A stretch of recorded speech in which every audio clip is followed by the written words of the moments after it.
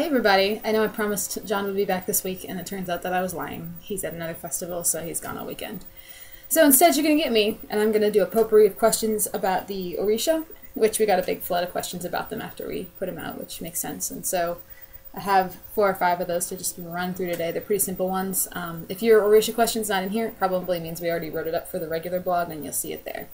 So let me just run through them. The first one is, how should a group that doesn't use your Fatebond system use the Akunleyan boon? And that's actually a very good question. The level 4 Ori boon, as we have it written for our system, grants you permanent maximum fate bonds to some things and also as negatives to some other things. And if you're not using fate bonds or using a very different fate bond system, that's not going to work very well for you. What we would suggest in that case is just make it a flat bonus and penalty. If you look at our fate bonds rules page, which is you'll find it on the house rules page, you'll see there's a table detailing what the levels of fate bond bonuses are, and so just make that be the bonus that you give them. Like if they get this at Legend 5 and you see that the maximum fate bond that it's likely someone at Legend 5 would have is like 6 dice or whatever, just give them that and scale it up as they go up in Legend so that it remains the maximum that it would be. And that way it's just, instead of being a fate bond, like the fate bond is there to illustrate that this is part of your destiny because you're an Orisha, Scion, you have some more control over your destiny than other people do. So in this case, we're just saying the same thing, basically saying, okay, this is my destiny to do this thing, so I'm better at it than I might otherwise be. So just make it real simple, don't do anything weird. You don't have to set up a new fate bond system if you're not using one. And that should work pretty well for most people, I think. Our second question is asking, is there any correlation between Erinle and Ganesha? There's not. Erinle is the water god and the river god of the Orisha, and he has strong connections to elephants. His name actually means something, means elephant. And Ganesha is, of course, the elephant-headed god of the Devas. They're not the same. They're actually not really related either.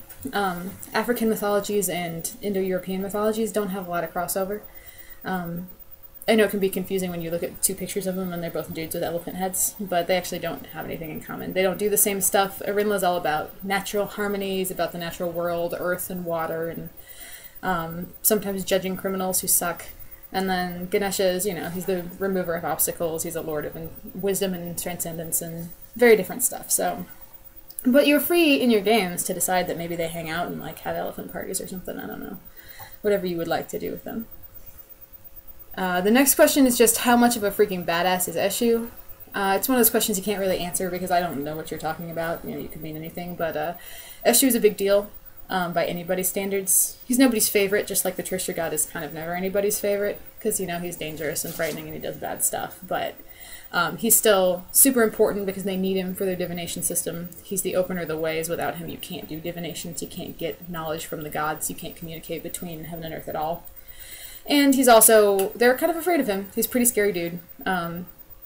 He kills people when he is upset, and you will not see it coming because he does it with shenanigans, as trickster gods tend to do. So this is a guy who, is like, my buddy bought a slave and he didn't consult me first, time to start murdering. So as far as badass, like, are you going to win in a fight against him? Eshu's not going to have a fight against you. It's just not going to happen. Just like Loki's not going to jump on you and pitch battle unless you're Heimdall and it's Ragnarok, Eshu's not going to fight you. He's just going to ruin your life from behind the scenes, and you're probably going to kill yourself, or like your best friend is going to kill you or something. So, by trickster standards, enormous badass. If you were going to like pit him in straight combat against a war god, he probably wouldn't win, but he also wouldn't do it. So, our next question wants to know what some cool Arisia relics would be for a Scion of Oko. The easiest thing for Oko, who is of course their fertility and farming god, would be to have follower bees. Bees are the messengers of Oko. There is several rituals surrounding them. Like if you see bees fly by during a certain time of the day, like you see a whole swarm of bees, you're supposed to like go outside and pour water on the floor to make them like puddles to bathe in and stuff. They're a big deal, so that Oko knows you're paying attention. They'd be a great choice because who doesn't love magic bees? I do, obviously. You could also do something with anything from his myths. Obviously, you might get some kind of herb that gives you fertility bonus that maybe is one that he's never shared with humanity. Or you might get relics that make you better at growing stuff because he is the god of farming and the god of cultivation, so that's an easy jump. If you want to pull something from the myth where he runs the crows off that were ruining everything, you could have like a crow feather or, eat a mummified crow if you want to get gross that lets you stave off the effects of other people trying to ruin your fertility boons, or a lot of stuff like that. He's not He's a very kind of a one-trick guy. Like, he doesn't do a lot other than being the best at farming ever. And just as an aside, Oko's one of the ones you don't see in the New World, and that's because he's the god of farming. And basically, the Africans who went in the diaspora who became slaves didn't need a god of farming anymore because they didn't own those farms.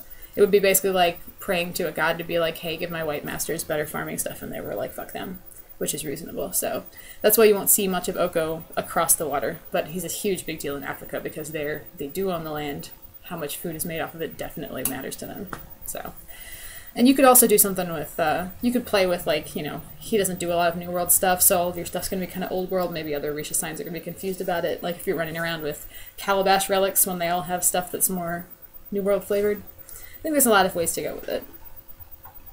And then finally, somebody asks, I'm curious about something in your Orisha write-up. You mentioned that Oya is a warlike goddess, but she doesn't have the war purview. Why not? And that's an easy question. Oya is a warlike goddess. It's a major part of her character. She's fierce, she's scary, she is nobody to be fucked with. But she just isn't a war goddess. She doesn't have the general. She goes out to war sometimes. She definitely marches into war with Shango, which is repeated several times in several different sources. And one of our favorite epithets for her is actually she who wears a beard to go to war, because they said she was so fierce and scary that when she goes out to war she has a beard like a man, so you'd be scared of her. But she doesn't actually do wars much. Like, she'll go fight in a war with her husband, but she doesn't start wars, she doesn't finish wars, she doesn't lead armies, she doesn't do strategies, she doesn't even really, there's not even any story of her fighting in a war other than people saying, well, she goes to war with Shango. We have no myths of her actually doing war stuff.